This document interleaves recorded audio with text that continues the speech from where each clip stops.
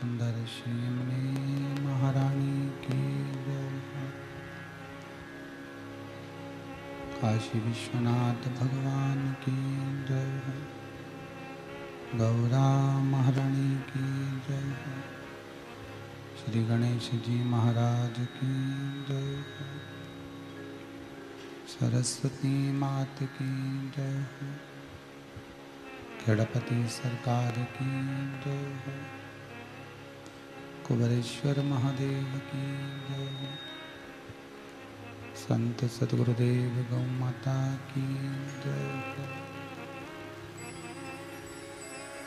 चिंता संतान हंतारो यत्पदानो ऋणवा स्वयं तनीचार्याणं प्रणमामि अहं यदनुवृतो जन्तुः सर्वदुःखातिभो भवेत् तमं सर्वदा वन्दे श्रीमद्वल्लभनन्दनम् अज्ञानतिमिरागास्य ज्ञानजयशलाकया चक्षुरुन्मीलितेन तस्मै श्रीगुरवे नमः।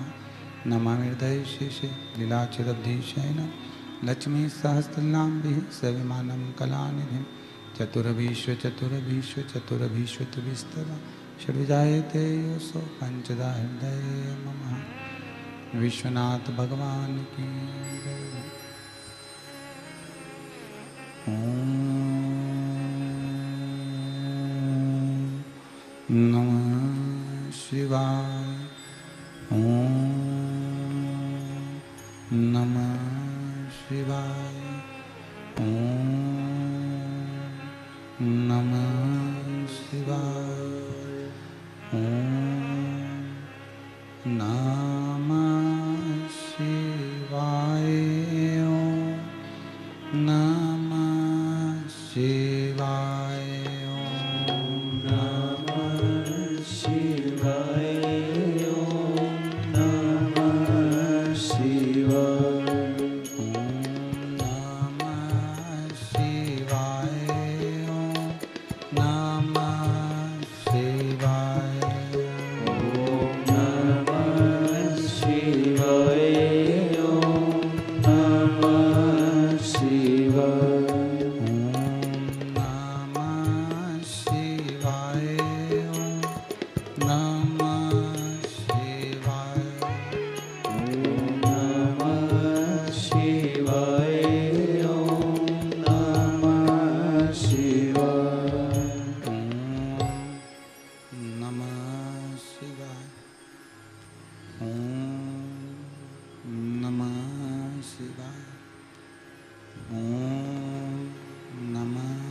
शिवाय। ओम नमः शिवाय। ओम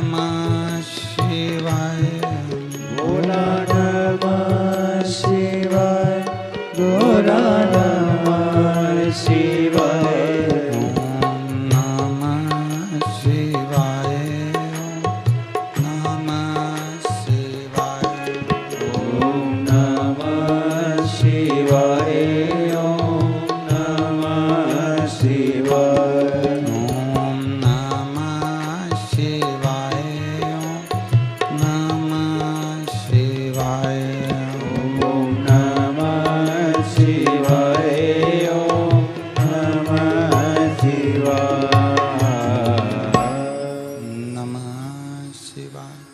ओम नमः शिवाय। ओम नमः शिवाय। हर हर महादेव हर हर महादेव हर हर महादेव। हर।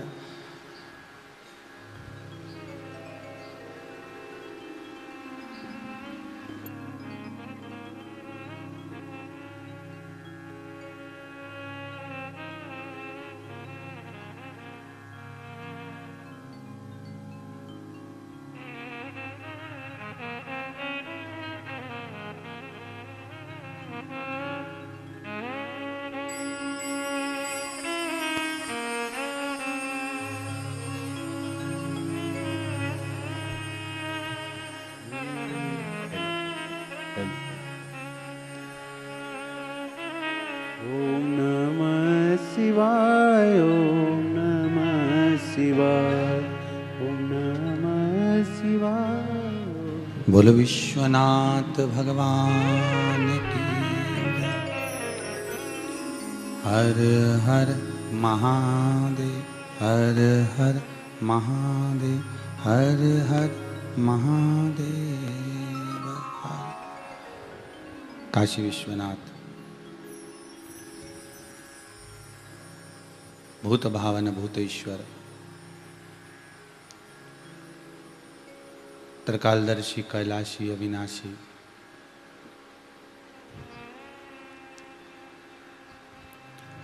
ओगड़दानी मेरा भूत भावन, भूतनाथ मेरा शंभु,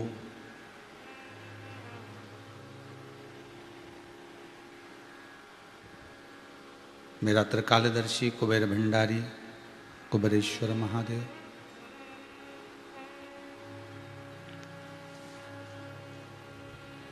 बाबा विश्वनाथ की कृपा से आज देवशौनी एकादशी,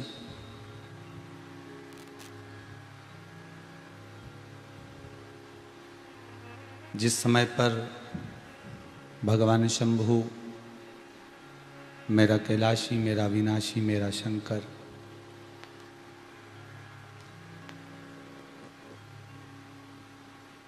भगवान नारायण से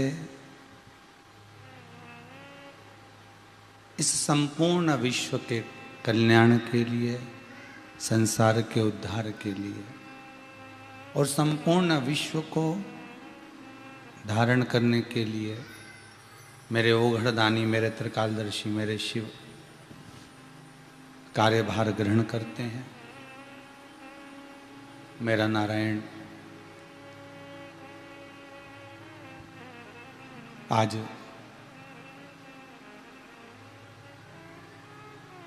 पाताल लोक की ओर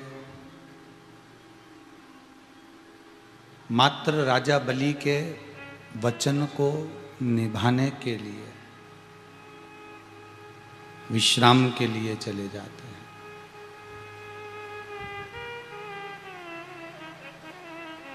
बड़े भाग्यशाली हैं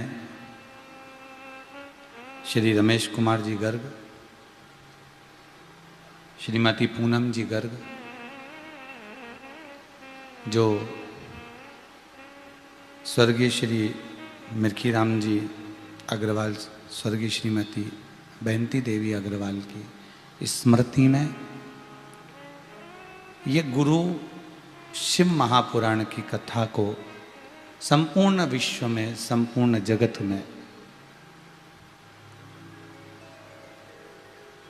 देश और विदेश के इस संपूर्ण भूमंडल पर आस्था चैनल के माध्यम से अपने जीवन को सार्थक बनाने के लिए शिव महापुराण की कथा को करवाकर, सुनवाकर संपूर्ण जगत का कल्याण कर रहे हैं। उन्हीं के प्रतिनिधि के रूप में विठले सेवा समिति के कर्मठ कार्यकर्ता के रूप में श्री सौरभ जी कुशवाहा सपत्नी इस पावन शिव महापुराण की कथा को, शिव अभिषेक को कर कर अपने जीवन को सार्थक बना रहे हैं। कालाधिपति महाकाल, मेरा कालों का काल, महाकाल राजा, जो संपूर्ण जगत के काल को हरण करने वाला है। संपूर्ण जगत के काल को हरण करने वाला है वो कालाधिपति, मेरा महाकाल, मेरा महाकालेश्वर।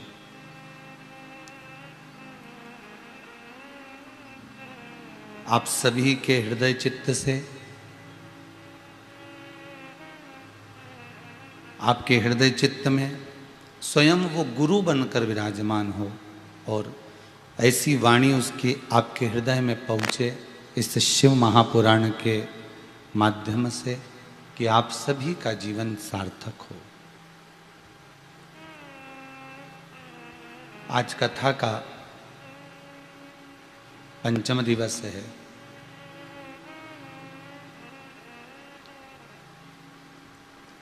पांच चाहे कर्म इंद्रिय हो, पांच चाहे ज्ञान इंद्रिय हो, चाहे मन रूपी इंद्रिय हो, इन 11 इंद्रियों को वश में करने का अगर कोई एक तरीका हो सकता है तो वो केवल भगवान की कथा, सत्संग या संकीर्तन हो सकता है। क्योंकि रामचरितमानस में भी तुलसीदास जी वर्णन करते हैं शबरी अम्बा के चरित्र में कि प्रथम भक्ति संतन कर संग।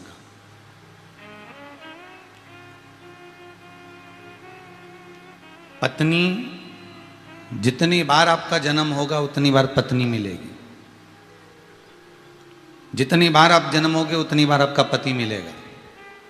जितनी बार आपका जन्म होगा, चाहे आप श्वान बनकर जन्मो, चाहे आप पक्षी बनकर जन्मो, चाहे आप पशु बनकर जन्मो, चाहे आप कीट पतंगा बनकर जन्मो, जितने जन्म हम लेंगे हर जन्म में हमें पत्नी भी मिलना है, हर जन्म में हमें पति भी मिलना है, हर जन्म में हमें बच्चे भी मिलना है, हर जन्म में हमारा पूरा परिवार हमको प्राप्त होना। प्रत्येक 84 लाख योनियों में सब कुछ मिलेगा, जैसा अभी मिल रहा है वैसा सब मिलेगा।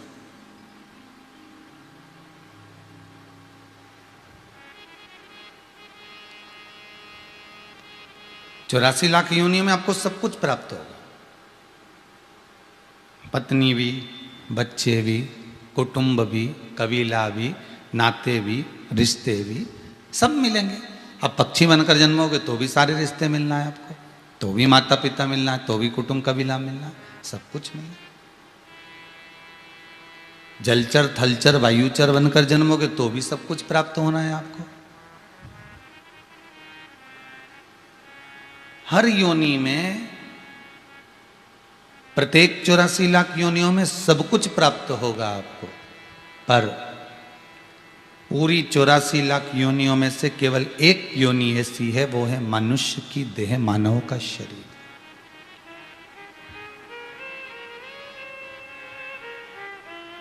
इस योनि में सब कुछ तो मिला, पर इस योनि में जो सबसे कीमती है वो है सत्संग। इस योनि में सबसे कीमती वो है जो भगवान का भजन। इस योनि में सबसे ज्यादा कीमती है भगवत स्मरण, भगवत नाम, भगवान की शरणागति, भगवान का स्मरण, भगवत नाम का जाप, भगवत कीर्तन, भगवत नाम में डूबना। ये केवल एक मानव की देह में ही प्राप्त होता है, इसके सिवा ये प्राप्त नहीं हो सकता। केवल एक मानव की देह में मिलेगा। अब किसी आपने पशु को कभी सत्संग करते देखा हो तो बता देना, कभी आपने पक्षी को सत्संग करते देखा हो तो बताना, कभी कोई जलचर को, थलचर को, वायुचर को, ये जितने जितने जीव है ना, इनको अगर आप सत्संग करते देखो तो जरूर बताना कि ये प्रवचन सुनने गए हैं, ये प्रवचन में जाकर आनंद ले रहे हैं। ये नहीं होता।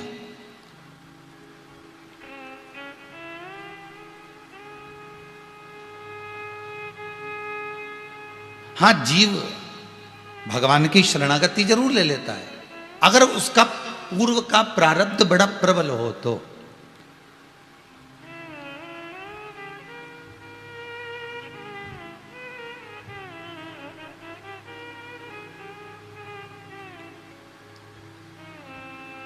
अगर उसका पूर्व का प्रारब्ध बड़ा प्रबल हो तो अब केवल एक मानव है, केवल एक मनुष्य की देह है, केवल एक मानव का शरीर है जो प्रथम भगति संतन कर संगा, दूसरी रति मम कथा प्रसंग का। शबरी अम्बा से मेरे राघव जी कह रहे हैं, मेरे राम जी कह रहे हैं कि माता सुनो शबरी, अगर आपने सत्संग किया होता, आपने कहीं प्रवचन सुना होता, कहीं आपने भगवत स्मरण किया होता, तो ये पक्का है कि आप ये सारी भ्रांतियों से दूर होकर शरणागति के पथ पर आकर बैठ जाते और मुझे पा लेते। भगवान को पाने का सबसे सुंदर तरीका कौन सा है? आप बहुत दिनों तक आप भगवान को दिया बत्ती लगाओ, क्या भगवान मिल जाएगा? आप रोज अगरबत्ती लगाओ तो क्या भगवान मिल जाएगा? एक लोटा पानी चढ़ाओ तो क्या भगवान मिल जाएगा? ऐसे तो समुद्र के किनारे पर कोई भी शिवलिंग रख देता है, समुद्र की लहरें रोज शंकर जी का अभिषेक करती है, तो क्या समुद्र को भगवान मिल जाएंगे? नहीं।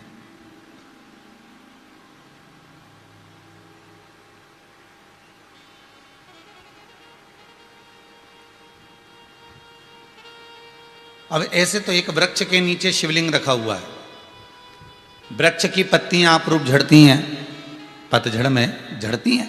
अब वो झड़ती हुई पत्तियां शिवलिंग पर जाएगी तो क्या भगवान शंकर प्रकट हो जाएगा, प्रसन्न हो जाएगा कि मुझे रोज चढ़ा रहा है? नहीं।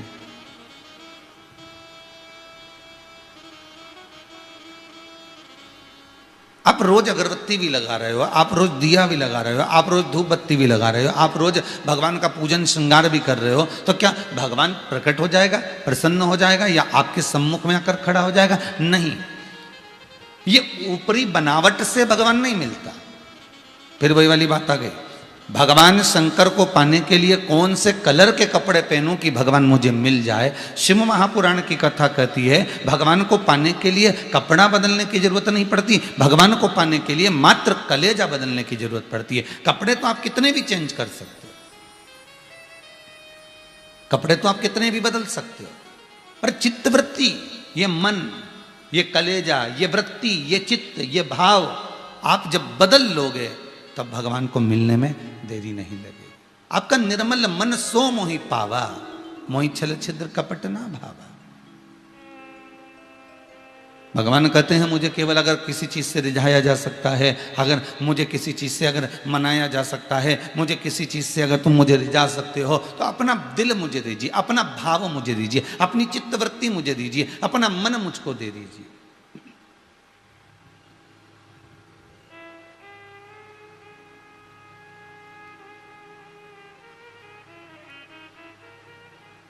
कोई तुमसे कह दे ये पानी है बाल्टी में, इसको चलनी में भरना है, भर लोगे? जितने आज तक चैनल पर कथा सुन रहे हो जरा दिल से तो बोलो, बाल्टी में पानी भरा हुआ है और कोई तुमसे कह दे कि इसको चलनी में भरना है, ये जो चलनी है आटे की, ये छानने वाली, ये गेहूं को छानने वाली, इस चलनी में ये पानी को भरना है, भरा जा सकता है? नहीं। फिर वो व्यक्ति जो चलनी में पानी भरना चाहता है और भरा नहीं रहा, वो किसी सदगुरु की शरण चले जाता है और सदगुरु की शरण में जाकर कहता है गुरुदेव मेरी परीक्षा ली जा रही है। गुरुजी ने पूछा कैसी परीक्षा? गुरुदेव वो चलनी में पानी भरने का बोल रहा है, मैं कैसे भर सकता हूं? गुरुजी बोले इतनी सी बात के लिए टेंशन लेकर बैठा है, पानी की बाल्टी को उठा ले जा और एक काम कर फ्रिज में रख दे, जब वो पानी कठोर हो जाए, बर्फ बन जाए, चलनी में लेके बैठ जा। पानी कैसे नहीं आएगा?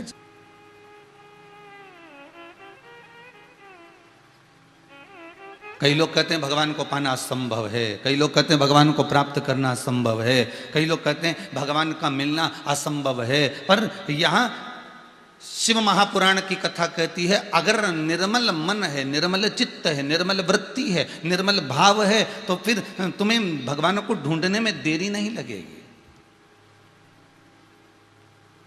फिर सब संभव हो सकता है, फिर आपको कुछ ढूंढना नहीं पड़ेगा, फिर वो मिल जाएगा। बस महाराज काशी में ढूंढा तुम्हें, उज्जैनी में पाया है। काशी में ढूंढा तुम्हें, उज्जैनी में पाया है। ओंकारेश्वर की नर्मदा में भोले बाबा का ठिकाना है। दुनिया वाले क्या जाने मेरा रिश्ता पुराना है। ये संबंध हम उसको संपूर्ण जगत में, संपूर्ण विश्व में, संपूर्ण जगह पर ढूंढने का प्रयास कर रहे हैं, पर अपने भीतर खोज नहीं पा रहे। जिस दिन हमारी चित्त वृत्ति, जिस दिन हमारा मन, जिस दिन हमारी वृत्ति एक एकाग्र चित्त में परमात्मा की होगी, उस दिन भगवान हमारे पास में होगा। उस दिन मेरा देव अधिदेव महादेव तुम्हारे सामने होगा।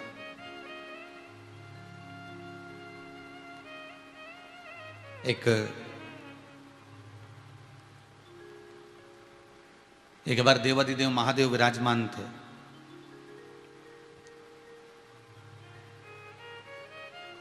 और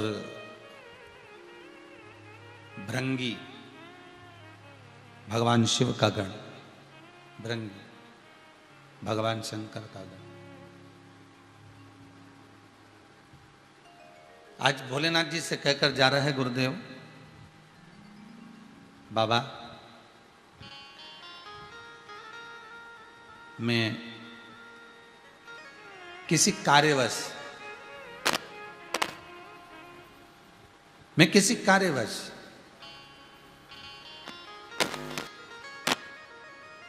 मुझे कहीं जाना है भोलेनाथ, मुझे किसी कार्यवश जाना है भोलेनाथ। आप कृपा करें, दया करें, जिससे मेरी यात्रा मंगलमय हो, मैं आराम से जाऊं। भृंगी को देखकर भगवान शंकर बोले, तुम्हें हमें छोड़कर जाने की कौन सी जरूरत पड़ गई? तुम हमको छोड़कर जा रहे हो तो तुम्हें जाने की जरूरत क्या है? क्यों जा रहे हो? काहे के लिए जा रहे हो? क्या काम आ गया ऐसा? जाने का कारण क्या है? तब उसी समय पर भृंगी बोला, प्रभु जाना तो पड़ेगा, आप ही के काम से जा रहे हैं, बस मेरे को थोड़ी देर का समय दीजिए। और भृंगी प्रणाम कर कर, नमन कर कर चले गया। जब भृंगी जाने लगा, जाते जाते उसको प्यास लगी।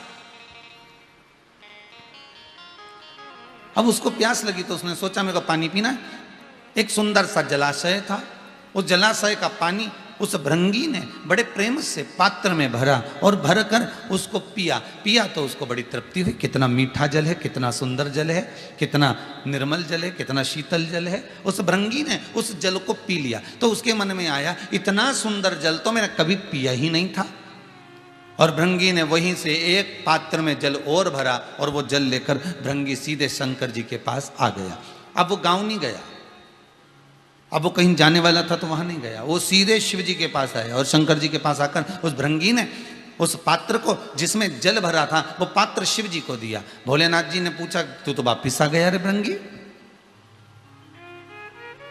तू तो कह रहा था कि मेरे को जाना है, फिर तू वापिस कैसे आ गया? भृंगी बोला, भोलेनाथ जी आज मैंने एक कुएं का जो जल पिया ना, मुझे प्यास लगी, बड़ा सुंदर जल मिला, बड़ा शीतल जल मिला, बड़ा आनंद करने वाला, बड़ा मीठा जल मिला, इसलिए मैं आपके लिए लेकर आया हूं। अब जल लिया, शंकर जी को दिया। भोलेनाथ जी ने पूछा, इस जल का क्या करूं, चढ़ा दे मेरे ऊपर? शिव जी बोले, जैसे चढ़ाने को। भृंगी बोला, ये चढ़ाने का नहीं, ये पीने का है, ले आप जल पीजिए।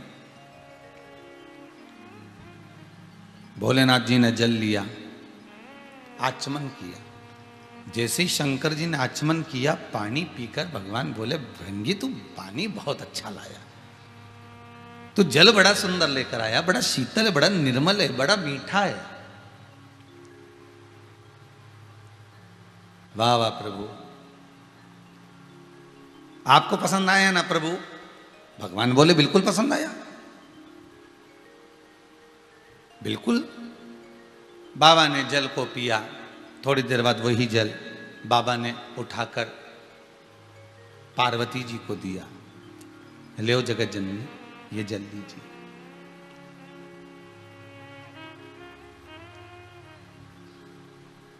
जगत जननी ने वो जल लिया, पिया। वाह वाह प्रभु, भृंगी एक बात तो है बेटा, बड़ा सुंदर जल लेकर आया है, बड़ा मीठा जल लेकर आया है, बड़ा शीतल जल लेकर आया है तू पीने के लिए, बहुत बहुत सुंदर जल लाया। पास में बैठे थे श्री कार्तिकेय महाराज, माता ने कार्तिकेय जी को दिया, कार्तिकेय जी ने जो मुख में लिया तो कुल्ला कर दिया।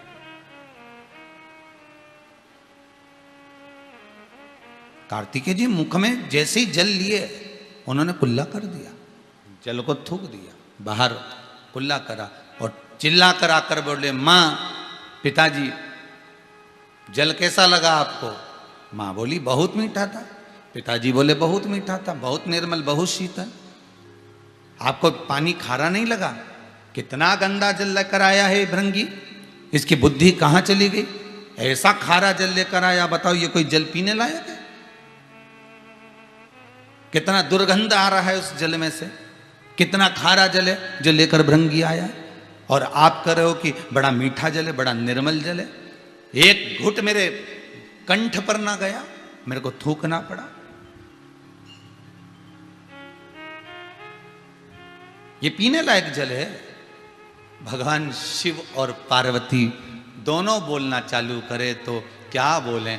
भगवान शंकर ने कहा, कार्तिकेय स्वामी तुम भृंगी के लाए हुए जल को देख रहे हो, जल को पी रहे हो, और हम भृंगी के लाए हुए निर्मल भाव को देख रहे हैं, निर्मल भाव को पी रहे हैं। जब उसने पानी पिया, उसकी बुद्धि में यह नहीं आया कि मुझे दूसरे के लिए लेकर जाना है, उसकी बुद्धि में, चित्त में यह नहीं आया कि इस जल को मेरे को घर लेकर जाना है, इस जल को मैं जहां जा रहा हूं वहां तक लेकर जाना है, इस पानी की बोतल को भरकर मैं अपने वहां तक जा रहा हूं ना तो वहां तक लेकर जाना। जब उसने पानी की बोतल को भरा, जब उसने जल को पिया, पीते सही उसकी चित्त वृत्ति में यह तो आया कि मुझे शंकर जी के लिए लेकर जाना है, और जाते जाते आधे मार्ग से वापिस आ जाना और आकर मुझे जल पिलाना। ये निर्मल मन नहीं तो क्या, ये चित्त वृत्ति निर्मल नहीं तो क्या? अगर चाहता तो बोतल लेकर चले जाता, चाहता तो कलश में जल भरकर अपने जहां जा रहा था वहां चले जाता, चाहता तो पानी भरकर अपने घर के लिए, परिवार के लिए, कुटुंब के लिए ले जाता। पर उसकी चित्तवृत्ति में यह आ गया था कि यह पानी मैं शिव को पिलाऊंगा, यह पानी मैं शंकर को पिलाऊंगा।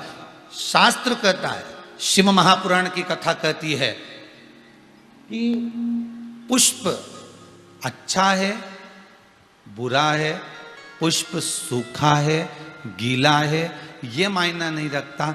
बस पुष्प भले तुम शिव को चढ़ाए ना चढ़ाए, शिव महापुराण की कथा तो इतनी कहती है कि अगर दिल से भी आपने दे दिया तो भगवान ने उसको स्वीकार कर लिया। और सरल भाषा में सुनिए,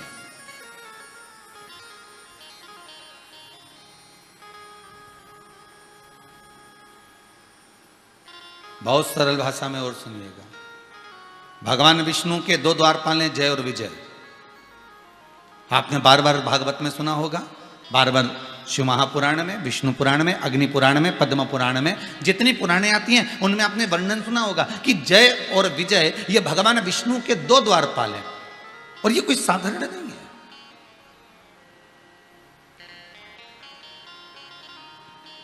फिर वही बात आ गई, जिसको जनता चुनती है वो संसद में बैठता है, और जिसको मेरा देव अधिदेव महादेव चुनता है वो सत्संग में बैठता है। आप संपूर्ण इतने बड़े विश्व में, इतनी बड़ी पृथ्वी पर, इतनी बड़ी भूमि पर सबके घर में टीवी है, सबके घर में मोबाइल है, सबके घर में जहां तहां आप देखो, सबके घर में इतनी पब्लिक निवास कर रही है, इतने लोग रह रहे हैं पूरे शहर में, पूरे गांव में, पूरे नगर में, पूरे क्षेत्र में। पर आप ही क्यों रिमोट हाथ में लेकर आस्था चैनल को देख रहे हो? आप ही क्यों मोबाइल में अगर कथा श्रवण कर रहे हो, शिव महापुराण की इस गुरु महिमा को सुन रहे हो? आप ही क्यों? परिवार में 10 लोग हैं, 10 ही क्या कथा सुन रहे होंगे? नहीं। परिवार में 15 लोग हैं, क्या 15 ही कथा सुन रहे होंगे? नहीं। परिवार में 50 लोग हैं, क्या 50 कथा सुन रहे होंगे? नहीं। कोई 1, 2, 3, 4 या 5, 6 लोग, इससे ज्यादा नहीं। इससे ज्यादा कौन सुनेगा? 5-6 लोग सुन लिए, काम धंधा भी देखना है, ये भी देखना है, तो हो सकता है 8 लोग सुन ले, 7 लोग सुन ले, 5 लोग सुन ले, 4 लोग सुन ले, तो क्या सब कथा सुनेंगे? नहीं। अर्थात पूरे बगीचे में जो फूल सुंदर होता है भगवान के लिए वही तोड़ा जाता है, वही तोड़ा जाता है। अभी हमारे ये सौरभ जी कुशवाहा यहाँ आते हैं रोज पूजन के लिए, अभिषेक के लिए, तो इनका जो गार्डन है मोर गार्डन, तो वो गार्डन में से फूल अगर लेकर आते होंगे ना तो वो चुन कर लाते होंगे कि भाई ये पुष्प शिव को चढ़ने वाला है, ये पुष्प भगवान को हम दे सकते हैं, ये माला हम भगवान को प्रदान कर सकते हैं, ये दुर्वा हम भगवान को दे सकते हैं। कितनी सारी दुर्वा लगी रहती है, पर आप क्या पूरी दुर्वा उखाड़ के गणेश जी को दे देते हो? नहीं, जो दुर्वा अच्छी होगी, जो दुर्वा श्रेष्ठ होगी, उसको चुना जाता है, उसको निकाला जाता है, फिर उसकी गांठ बनाकर भगवान को समर्पित करा जाता है। बहुत सारी दुर्वा लगी, पर जो अच्छी आपको लगेगी आप वो भगवान को देना चाहोगे। उसी तरह संपूर्ण विश्व में से, संपूर्ण ब्रह्मांड में करोड़ों की आबादी वाले इस भारत की भूमि में, देश और विदेश में करोड़ों लोग निवास करते हैं, पर उसमें से कुछ लोग ऐसे होते हैं जिनको भगवान अपनी ओर झुका लेता है, जिनको भगवान अपनी ओर लेकर जाता है। इन सब में से छांट कर परमात्मा अपनी ओर उसको आसक्त करता है। भगवान कहता है कि तुम मेरी इस पावन कथा का रसस्वादन करो और संपूर्ण विश्व का कल्याण करो। आप सुनोगे तो ना जाने कितने और तरेंगे, कितने और सुनेंगे। भगवान ग्रहण कर रहा है, भगवान प्राप्त कर रहा है। आप जितना श्रवण करेंगे, आप जितना सुनेंगे, जितना पाएंगे, भगवान ने आपको चुन कर रखा है।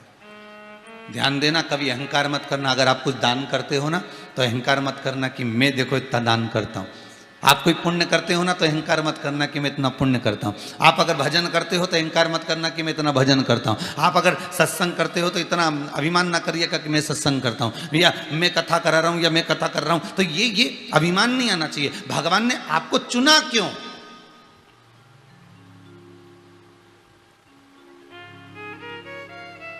कितने बड़े बड़े सेठ पड़े हुए हैं, भगवान उनसे दान करवा देता, भगवान उनसे कथा करवा देता, भगवान उनसे पुण्य करवा देता, पर उनसे नहीं कर रहा। भगवान ने आपको क्यों चुना? उसका कारण होगा कि भगवान के आप करीब होगे। बार बार काम किसको बताया जाता है? जो नजदीक में होता। जा बेटा ये करिए, तो जा ये कर लेना। जो नजदीक में होगा, जो करीब में होगा, जो पास में होगा, बार बार उसको काम बताया जाएगा। हाँ, अगर आपको काम नहीं करना है तो आप दूरी बना लो, फिर आपको कोई काम नहीं बताएगा कि ये करना। सास बहू को बार बार काम क्यों बताती है? क्योंकि बहू के करीब में सास रहती है, तो बहू को लगता है कि मेरे ससुर तो कभी मुझे कोई काम नहीं बताते, क्योंकि ससुर दूरी है, सास करीबी है।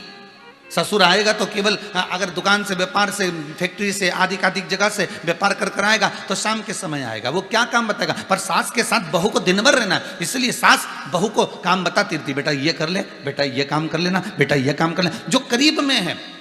अब बहू को ये अभिमान नहीं आना चाहिए कि बताओ मैं ही सारा काम कर रही हूं। ऐसा बहू की चित्तवृत्ति में नहीं आना चाहिए। क्यों? क्योंकि बहू तो आज आई है, इससे पहले तो करती बुढ़िया ही थी। इससे पहले तो जो अम्मा है, डोकरी है, बुजुर्ग है, करता तो वही थी, उसके सिवा कौन करता? तो ये अभिमतता ना है, वो तो तुम करीब में आ गए, तुम नजदीक में आ गए। जो बेटा करीब में रहता है उसी को कहा जाता है। एक माता पिता के अगर 3-4 बेटे हैं, 4 बेटे में से 3 कहीं रह रहे हैं, एक बेटा माता पिता के पास में रह रहा है, तो माँ उसी बेटे को कहेगी जा बिजली का बिल जमा करिया, जा नल का बिल जमा करिया, जा ऐसा करिया, जा वैसा करिया। वो बेटे से कहेंगे। और बेटे की पत्नी कहेगी बताओ मम्मी तुमको काम बोलती हो, तीनों तो ऐस की जिंदगी जी रहे, तीनों अपनी अपनी जगह पर रह रहे हैं और तुमको काम कर रही है। तो उसका कारण क्या है? वो दूर रह रहे हैं, वो दूरी बना कर रह रहे हैं, उससे कह नहीं सकती। जो करीब में है कहा उसी से जाता है। शिव महापुराण में वही जाता है। शिव महापुराण की कथा में मन उसी का लग पाता है। शंकर की कथा में भले तुम आस्था चैनल पर कथा सुन रहे हो, भले तुम मोबाइल पर, फेसबुक पर कथा श्रवण कर रहे हो, तुम्हारी चित्तवृत्ति अगर भगवान में लगी है तो उसका कारण यह है कि तुम शंकर के बहुत करीब हो, इसलिए भगवान तुमको पकड़ कर रखा हुआ है और भगवान तुम्हें सुना रहा है। भगवान तुमसे दान पुण्य संकीर्तन स्मरण करा रहा है। ये उसकी कृपा है।